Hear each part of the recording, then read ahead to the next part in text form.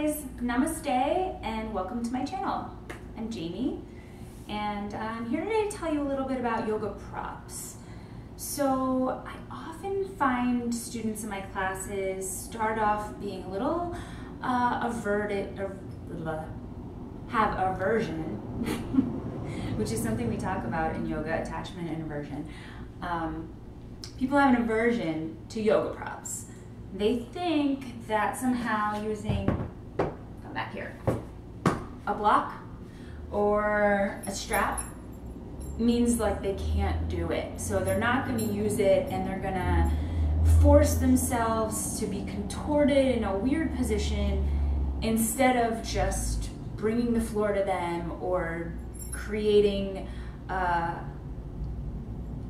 a way for the pose to be more accessible in their body. But no, they are gonna force their body into some sort of shape and potentially hurt themselves. Not that you have to have props to do yoga, but if you're somebody who's working with an injury or you're really tight in certain areas of your body, it's really great to have props, and you can get these props at Target. You can get them at Marshall's even. I've totally seen yoga blocks at Marshall's. So, you know, they're pretty accessible. They're around, even if you're doing yoga at home. Or you can just grab something at home. You know, I use blankets in the studio, but you can use a towel at home. In the studio, we have these amazing bolsters from Manduka. I love them so much. But at home, you could totally just use a pillow.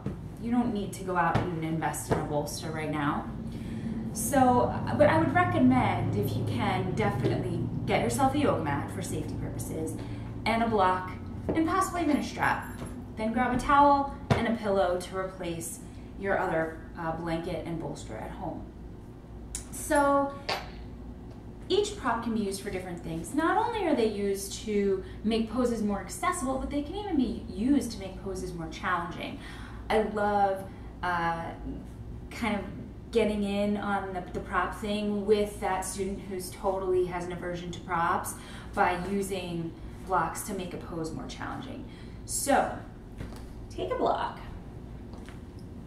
and bring it in between your hands, and then take the block up overhead. Squeeze the block like mad.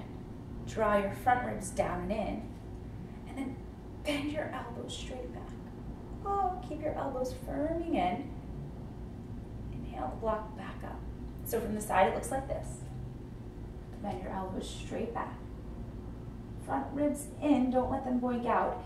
Inhale the block back up. And keep doing that a few more times. Oh, hello triceps, there you are. And breathe.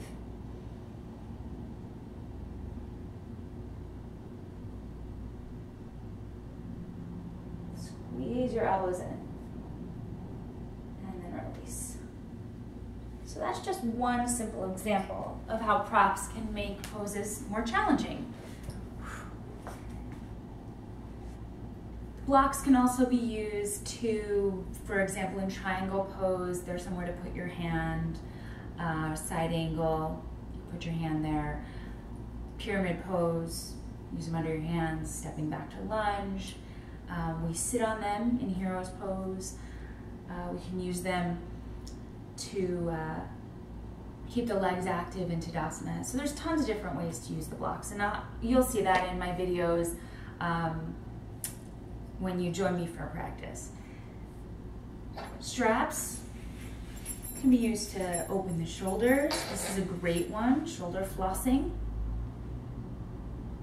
And if you don't want to invest in a strap, you can totally use like a tie for the time being. Just use a tie and take it up and down, keeping your wrist straight.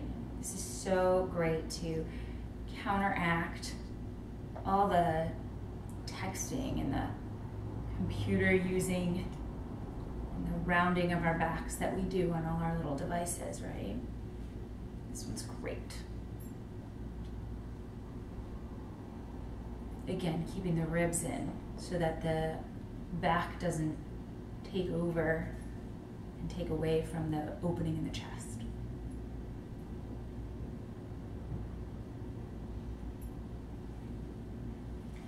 straps for other things, like in forward folds. You can take them over your feet and draw back on your feet like this.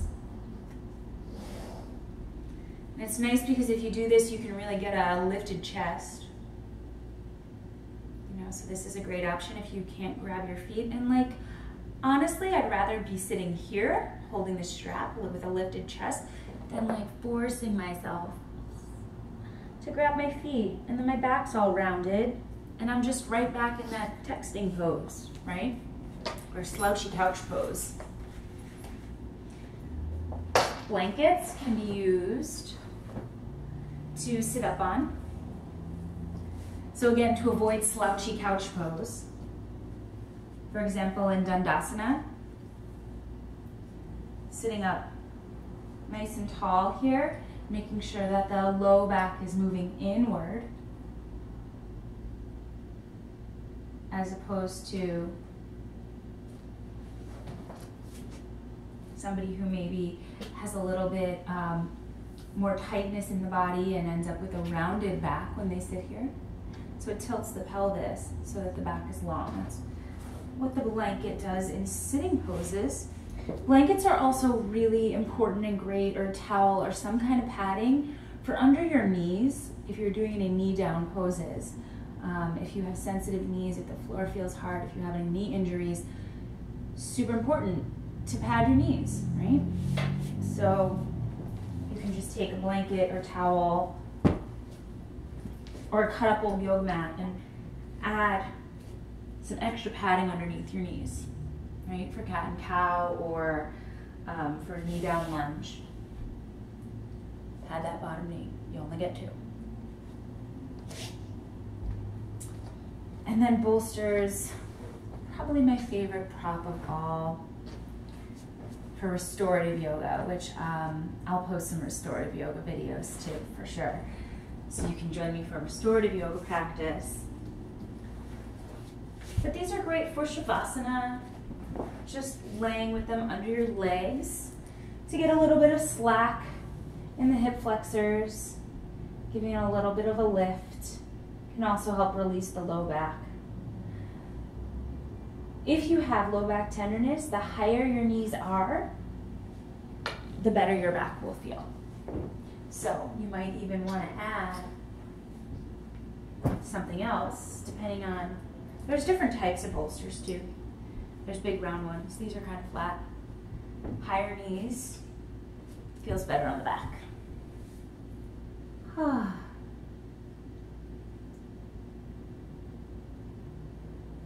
The bolsters can be used in several ways, even in an active practice. You can sit on them in Virasana and Hero's Pose. Use them for camel. You can put them behind your legs, get a little bit of extra, a couple extra inches to reach back when you do camel pose. You can sit back on them. So yeah. If you think that props mean you're weak and you can't do in your yoga practice, try to change your mindset about them. Props totally changed my practice. Using them has given me access to more space in my body, and more comfort, a deeper ability to relax, and more opening. So don't think they make you weak or mean you can't do it, but in fact, think of them as an aid in enhancing your practice. So thanks so much for joining me today. I hope to see you in another video soon. If you like this video, please subscribe. I will list my social media down below so you can follow me on Instagram and Twitter and Facebook and all those good things. And namaste. Peace out.